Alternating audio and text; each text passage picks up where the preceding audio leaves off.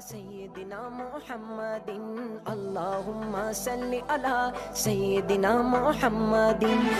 تارک gift centre bread food کی ایک واحد شاپ جہاں سے آپ کو نعتیں، قوالیاں اور علماء کی تقاریر پر پرانی سے پرانی اور نئی سے نئی audio cassette, video cassette, audio C D, D V D ہر وقت مل سکتی ہے۔ لائیو نعتوں کی اور تقاریر کی محفلوں کی ریکارڈنگ آپ کو مل سکتی ہے۔ اس کے علاوہ عطر، ٹوپیاں، جبے، جلباب اور اسلامی استعمال کی متعلقہ اشیاء سستے داموں میں مل سکتی ہے۔ نام یاد رکھیں، Tarik gift centre, 12 Carlisle road, Bradford 8۔ Telephone 01274 775 721، mobile 07931 587 694۔ Tariq Gift Center, your one-stop Islamic shop, 12 Carlisle Road, Bradford, BD8 8AD.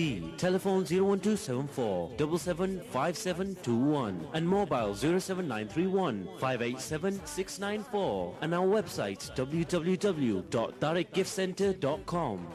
ذات میں دو جگ کے دی تیری، دو جگ کے دی تیری زلفاں دے جالدا۔ اللہم صلی علی سیدنا محمد اللہم صلی علی سیدنا محمد۔ بیٹھ کر آقا دو جہاں علیہ الصلوۃ والسلام کی نعت پڑھی جا رہی ہے۔ سبحان اللہ۔ حاجی صاحب محترم کا یہ ذوق ہے اور کتنا پیارا ذوق ہے کہ ہر سال اپنے اس ضعف کے باوجود، بیماری کے باوجود، تکلیف دہ حالات میں یہ اپنے آقا و مولا علیہ الصلوۃ والسلام کہ حضور گلہائے عقیدت پیش کرنے کے لیے ثنا خانان مصطفیٰ کو یہاں جمع کرتے ہیں۔ اللہ رب العالمین ان کی اس کوشش اور ان کے اس عمل کو اپنی بارگاہ میں قبول فرمائے۔ اللہ جل مجدہ ہمارا آنا جانا، یہاں بیٹھنا، یہاں سننا، یہاں سنانا قبول فرمائے۔ ہمیں ریا سے بچائے، دکھاوے سے بچائے، ہمارے جذبوں میں خلوص اور للہیت پیدا فرمائے، اور پھر رب العالمین انہیں قبولیت کی خلت سے سرفراز فرمائے۔ حضرات آج میلاد النبی ہے صلی اللہ علیہ وآلہ وسلم، اسی سلسلے کی یہ مجلس اس وقت برپا ہے۔ میں کوشش کروں گا کہ جتنا وقت میرے ایک ایک نعت خوان بھائی کو ملا ہے اسی دورانیے میں اپنی گفتگو کو ختم کروں اور پروگرام کے مطابق اس محفل کا اختتام ہو جائے۔ حضرات، سیدنا عیسیٰ علیہ السلام کو اس دنیا سے رخصت ہوئے، آسمانوں پہ جائے، کوئی کم و بیش 650 سال کا عرصہ گزر چکا تھا۔ زمانے میں 650 سال کوئی ایسی مدت نہیں ہے، لیکن میں اس مدت کا تذکرہ اس لیے کر رہا ہوں کہ یہ 650 سال وہ ہیں جن میں زمین کا رشتہ آسمان سے منقطع ہو گیا تھا۔ یہ 650 سال وہ ہیں جن میں جبریل کا زمین پہ آنا جانا بند ہو گیا تھا۔ حاضرین گرامی مرتبت، حضرت عیسیٰ علیہ السلام کے آسمان پر اٹھائے جانے کے بعد 650 سال کے بعد حضرت آمنہ کی گود میں، حضرت عبداللہ کے گھر میں، حضرت عبد المطلب کا وہ پوتا، وہ در یتیم، وہ نبیوں کا سردار، وہ غریبوں کا آقا، وہ فقیروں کا ملجا، وہ ضعیفوں کا والی، وہ یتیموں کا مولا تولد فرماتا ہے۔ یقین کرو دوستان محترم، جس کے تولد ہونے پر زمین وجد نہیں کرتی، آسمان پہ ملائکہ وجد کرتے ہیں۔ زمین کی آرزویں پوری ہوتی ہیں کہ مجھ پر احمد مختار تشریف لائے ہیں، اور آسمان جھوم رہا ہوتا ہے، رقص کر رہا ہوتا ہے کہ میرے سائے کے نیچے آمنہ کے گھر میں اللہ کا نور جلوہ گر ہو رہا ہے۔ حاضرین گرامی مرتبت، میں تیزی سے سفر طے کرنا چاہتا ہوں۔ حضرت آدم آئے، حضرت نوح آئے، حضرت ابراہیم آئے، حضرت عیسیٰ آئے، یہ سارے پیغمبران اعظام آئے، لیکن قسم ہے رب ذوالجلال کی، یہ سب آئے لیکن ایک آنے والے کی خبر سنانے کے لیے آئے۔ ایک آنے والے کی خبر سنانے کے لیے آئے۔ آب و گل میں مدتوں آرائشیں ہوتی رہی۔ احسان دانش کہتا ہے آب و گل میں مدتوں آرائشیں ہوتی رہی، تب کہیں ایک آدمی کونین کا حاصل بنا۔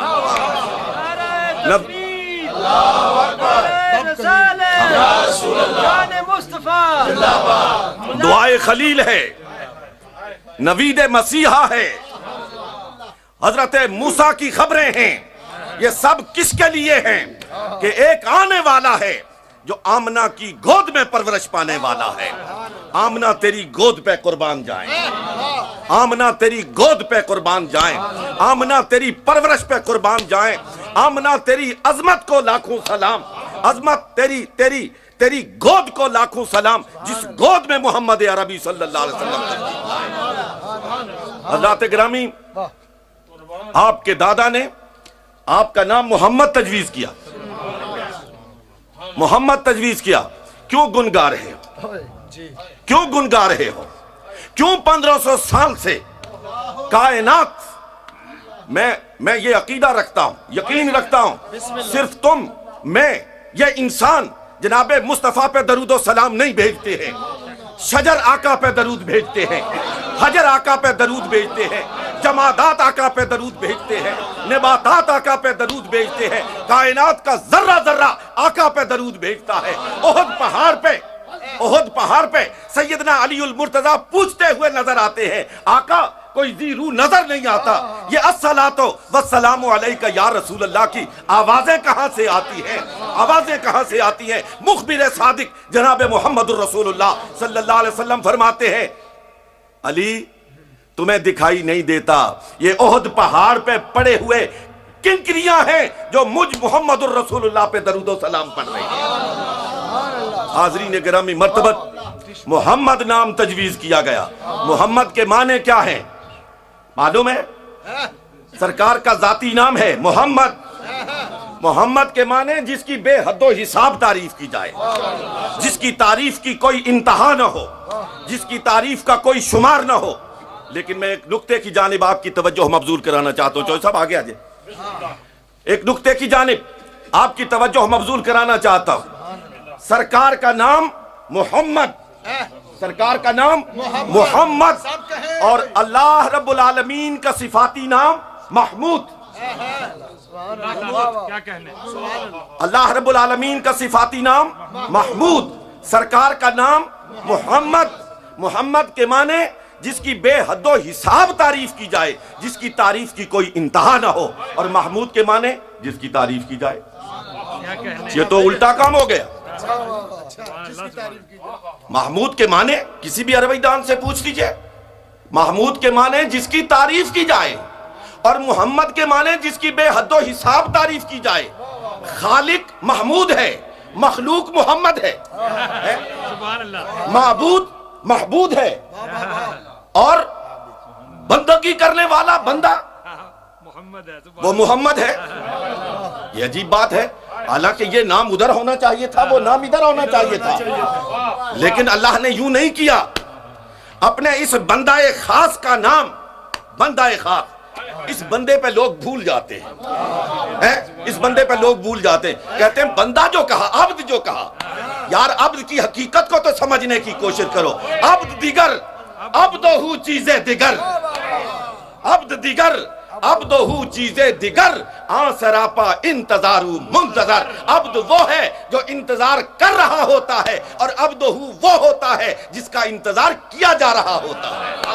عبد دیگر، عبدہو چیزیں دیگر، آن سراپا انتظار منتظر، جس کا انتظار عرش اولا پہ رب کر رہا ہے، وہ محمد ہے۔ لیکن میں تھوڑا سا اس کو واضح کرنا چاہتا ہوں۔ حضرات، اللہ کا صفاتی نام محمود ہے، کیوں؟ جس کی تعریف کی جائے، یسبح للہ ما فی السماوات و ما فی الارض. محمود وہ ہے جس کی تعریف، جس کی توصیف شجر و حجر کر رہے، کائنات کا ذرہ ذرہ کر رہے. جو کچھ کائنات میں موجود ہے وہ رب تعالیٰ کی تسبیح بیان کر رہا ہے، اس کی تحلیل کر رہا ہے. جس کی پوری کائنات تسبیح اور تحلیل کر رہی ہے، جس کی بندگی کے لیے محمد الرسول اللہ صلی اللہ علیہ وسلم اپنی امت کو ایک اسلوب اور ایک طریقہ بتانے کے لیے تشریف لائے. اتنی تعریف کیا جانے والا، اس قدر تسبیح و تحلیل کیا جانے والا رب العالمین وہ محمود ہے، وہ محمود ہے. اس لیے کیوں کہ ایک نہ ایک دن یہ تعریف کرنے والے اس کے اپنے قاعدہ کلیہ کے مطابق فنا ہو جائیں گے. کل من علیہا فان، کل من علیہا فان، ہر چیز فنا ہو جائے گی. ایک لمحے کے لیے صحیح، پلک جھپکنے کا وقت صحیح، لیکن فنا ہو جائے گی. نتیجہ کیا نکلا؟ نہ آسمان ہے، نہ زمین ہے، نہ سورج ہے، نہ تارے ہیں، نہ جمادات ہیں، نہ نباتات ہیں، نہ حیوانات ہیں. کوئی چیز موجود نہیں ہے. کل من علیہا فان، قرآن کہتا ہے کل من علیہا فان، ساری چیزیں فنا ہو جائیں گی. نتیجہ کیا نکلا؟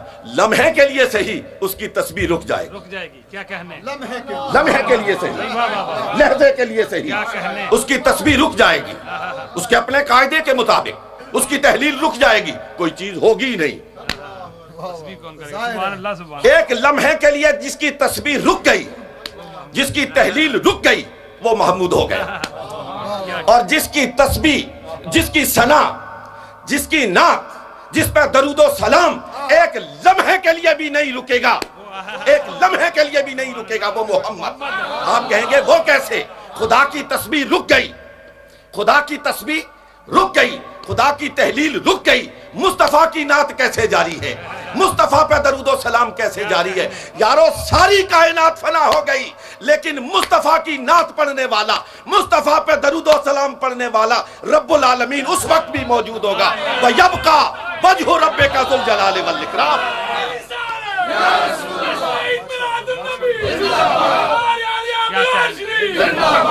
اس لیے اس منصف حقیقی نے انصاف سے کام لیا. جس کی تعریف رکی وہ محمود ہو گیا، جس کی تعریف لمحے کے لیے بھی نہیں رکی وہ محمد ہو گیا، محمد ہو گیا. حاضرین گرامی مرتبت، جس وقت حضرت عبد المطلب نے نام رکھا تھا وہ تو پیار سے رکھا تھا، وہ تو محبت سے رکھا تھا، یہ تو القائی نام تھا.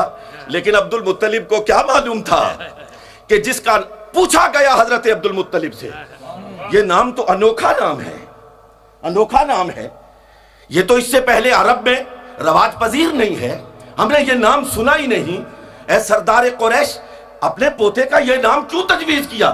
کہا میں نے اس لیے تجویز کیا کہ میرے اس پوتے کے گن گائے جائیں، میرے اس پوتے کا ڈنکا بجے. ادھر عبد المطلب یہ آرزو کر رہے تھے، ادھر آسمانوں پہ آواز بلند ہو رہی تھی، وَرَفَعْنَا لَكَ ذِكْرَكَ، وَرَفَعْنَا لَكَ ذِكْرَكَ. میرے محبوب چین کا شہر ہو یا مراکش کا بیابان ہو، شرق ہو یا غرب ہو، صحرا ہو یا دریا ہو، میرے محبوب زمین ہو یا آسمان ہو، ہم ہر جگہ جہاں اپنا نام ہوگا وہاں تیرا نام ہوگا. میں ایک بات کی طرف، یہ 2 3 4 یہاں پہ علماء تشریف فرما ہیں، آپ بھی سب پڑھے لکھے لوگ ہیں. میں ایک بات اچانک میرے ذہن میں آئی ہے، میں آپ کی خدمت میں آپ کی نظر کرنا چاہتا ہوں. کلمہ کیا ہے؟ آپ نے کبھی اس پہ غور فرمایا؟ لا الہ الا اللہ محمد الرسول اللہ. جہاں میرا نام ہوگا وہاں تیرا نام ہوگا. اس پہ بات ذہن میں آئی ہے. عربی زبان کا ایک قاعدہ کلیہ ہے کہ جب 2 جملوں کو ملایا جاتا ہے بیچ میں واو عطف کی لائی جاتی ہے. ہوتا ہے ایسا ہے یا نہیں؟ جس طرح اردو میں ایک جملہ آپ کہیں، دوسرا جملہ کہنا چاہیں، بیچ میں واو لاتے یا اور لاتے نا. انگریزی میں اینڈ لاتے، عربی میں واو لاتے اور اس کو واو عطف کی کہتے ہیں. 2 جملوں کو آپس میں ملانے والی واو. اچھا مجھے یہ بتاؤ لا الہ الا اللہ ایک جملہ ہے یا نہیں؟ لا الہ الا اللہ ایک جملہ ہے یا نہیں؟ نہیں کوئی معبود مگر اللہ، جملہ مکمل ہو گیا. نہیں کوئی معبود مگر اللہ، جملہ مکمل ہوا یا نہیں؟ محمد الرسول اللہ، محمد اللہ کے رسول ہیں، یہ دوسرا جملہ ہے یا نہیں؟ پہلا جملہ دوسرا جملہ ہے ایسے یا نہیں؟ لیکن بیچ میں واو عطف کی کہاں ہے؟ بیچ میں واو عطف کی کہاں ہے؟ وہ ملانے والی واو کہاں ہے؟ فرمایا قائدوں کو پرے رکھو، جہاں میرا ذکر ہو، جہاں میرے محبوب کا ذکر ہو، بیچ میں واو بھی نہیں آ سکتی، واو بھی نہیں آ سکتی، جہاں کسی عطف کی ضرورت نہیں ہے. پڑھو لا الہ الا اللہ محمد الرسول اللہ، کسی عطف کی ضرورت نہیں. کوئی واو میرے نام میں اور مصطفیٰ کے نام میں جدائی نہیں ڈال سکتی ہے. حاضرین گرامی مرتبہ، یہ وہ پیغمبر اعظم ہے، یہ وہ خاتم النبیین ہے، یہ وہ شفیع المذنبین ہے، یہ وہ حاصل کائنات ہے. حاضرین گرامی مرتبہ، ایک طرف سے آواز آتی ہے رب اشرح لی صدری ویسر لی امری واحلل عقدۃ من لسانی یفقہوا قولی. قرآن پڑھا ہے؟ سب نے پڑھا ہے. یہ کس کی دعا ہے؟ کس کی دعا ہے؟ موسیٰ علیہ السلام کی دعا ہے. اے اللہ میرے سینے کو کھول دے، میرے سینے کو کھول دے.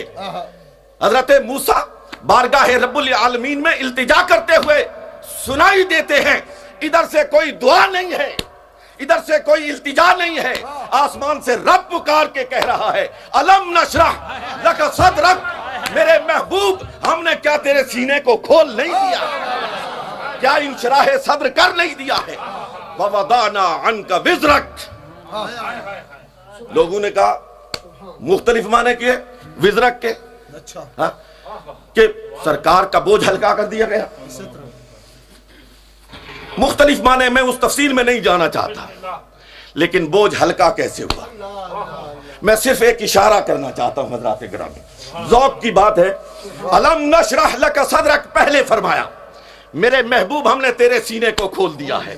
شرق بھی تمہارے سامنے ہے، غرب بھی تمہارے سامنے، غرب بھی تمہارے سامنے ہے، شمال بھی تمہارے سامنے ہے، جنوب بھی تمہارے سامنے ہے، تحت الثری بھی تمہارے سامنے ہے، عرش اولی بھی تمہارے سامنے ہے. میرے محبوب تو ابو جہل کی تکلیفوں سے بوجھل تھا نا، تو ابو لہب کی دی جانے والی تکلیفوں سے بوجھل تھا نا. میرے محبوب ذرا دیکھ تو صحیح، وہ سامنے صدیق نظر آ رہا ہے. میرے محبوب وہ دیکھ تو صحیح، سامنے فاروق اعظم نظر آتا ہے. وہ دیکھ تو صحیح، تیرا علی نظر آتا ہے. وہ دیکھ تو صحیح، تیرا عثمان نظر آتا ہے. ارے میرے محبوب ادھر آنکھ اٹھا کے دیکھ تو صحیح، کربلا کا میدان ہے، تیرا کلمہ ہے. اور حسن اور حسین رضی اللہ تعالی عنہ، تیری بیٹی کا لخت جگر، فاطمہ تو بضعۃ منی، فاطمہ میرے جگر کا ٹکڑا ہے. اس جگر کے ٹکڑے کا ٹکڑا نیزے کی نوک پہ ہے میرے محبوب، لیکن تیرے کلمے کو بلند کر رہا ہے، لا الہ الا اللہ کی صدا لگا رہا ہے. وَوَضَعْنَا عَنْكَ وِزْرَكَ، میرے محبوب ہم نے تیرا بوجھ اتار دیا ہے، ہم نے تیرا بوجھ اتار دیا ہے. اب تیرے پہ تبسم آنا چاہیے. چھوڑ ابو لہب کو، چھوڑ ابو جہل کو. ان کی حیثیت کیا ہے، ان کی اہمیت کیا ہے، ان کی حقیقت کیا ہے؟ ارے دیکھ تو دیکھ ادھر غار ثور میں تیرے ساتھ کون بیٹھا ہوا ہے. ارے دیکھ تو صحیح، وہ ابو دجانہ جا رہا ہے، سرخ کپڑے پہنے ہوئے ہے اور میدان جہاد میں مچلتا ہوا جا رہا ہے.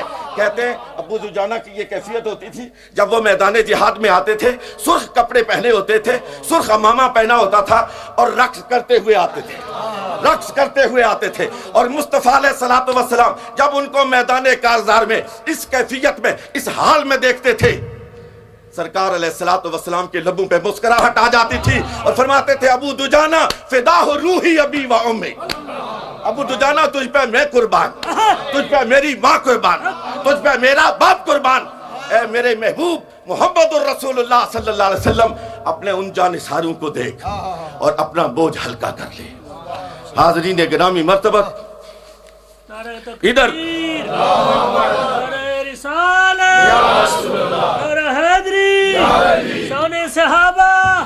ادھر سے آواز بلند ہو رہی ہے، رب ارینی، مولا ہم دیکھنا چاہتے ہیں، ہم دیکھنا چاہتے ہیں. تیری تجلیات کو دیکھنا چاہتے ہیں، تیری ذات کو بے پردہ دیکھنا چاہتے ہیں۔ جواب کیا آتا ہے؟ موسیٰ خواہش تو کر رہے ہو لیکن لن ترانی، دیکھ نہیں سکتے ہو، نہیں دیکھ سکتے ہو۔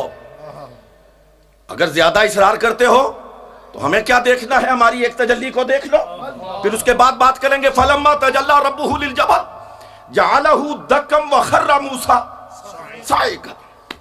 جب اللہ رب العالمین نے اپنی تجلیات الہیہ میں سے ایک تجلی پہاڑ پہ ڈالی، موسیٰ نے دیکھا، گر پڑے۔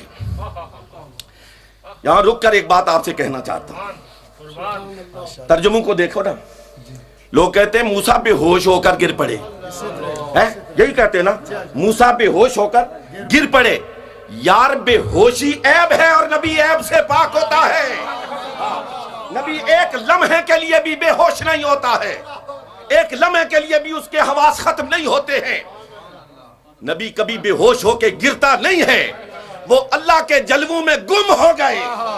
اعلیٰ حضرت فرماتے ہیں وہ بے ہوش نہیں ہوئے، وہ اللہ کے جلووں میں گم ہو گئے، انہیں اور کوئی چیز نظر ہی نہیں آتی، بے ہوش نہیں ہوئے، اس لیے کہ بے ہوشی عیب ہے اور نبی عیب سے پاک ہوتا ہے۔ لیکن حضرات ادھر سے تو دیکھنے کی تمنا ہے، دیکھنے کی تمنا ہے، اور ادھر سے بار بار کہا جا رہا ہے تو دیکھ نہیں سکتا، لیکن ادھر مصطفیٰ کے قدم رک رہے ہیں۔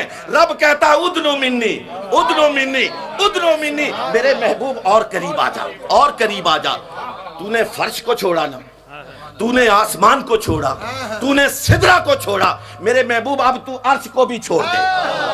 میرے محبوب نہ تو فرش کا محتاج، نہ تو آسمان کا محتاج، نہ تو ہوا کا محتاج، نہ تو پانی کا محتاج، نہ تو عرش کا محتاج۔ ادنو منی ادنو منی، وہاں آجا جہاں کوئی مکان ہی نہیں، وہاں آجا جہاں کوئی مکان ہی نہیں۔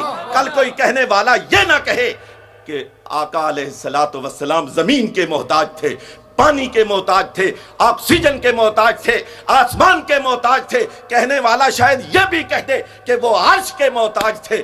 میرے محبوب میں دنیا والوں کو بتانا چاہتا ہوں تو کسی کا محتاج نہیں، لیکن اپنی زندگی کے لیے ہر ایک تیرا محتاج ہے، ہر ایک تیرا محتاج ہے۔